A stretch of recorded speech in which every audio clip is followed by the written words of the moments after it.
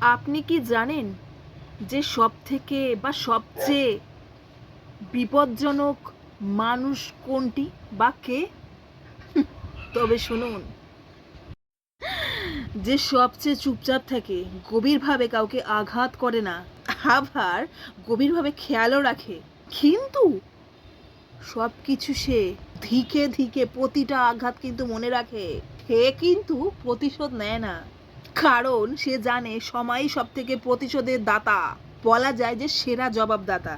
ঠিক আছে, এই মানুষগুলো সবসময় নিজের পথেই থাকে, একবার একবার সরে গেলে আর ফিরেও তাকায় না পিছনে। আবার অনেক সময় চুপ থাকা মানে কিন্তু দুর্বলতা নয়, এটা মনে করবেন না যেন। কিন্তু অনেক সময় জীবনের সব থেকে বড় প্রস্তুতি হলো এটাই, চুপ থাকা।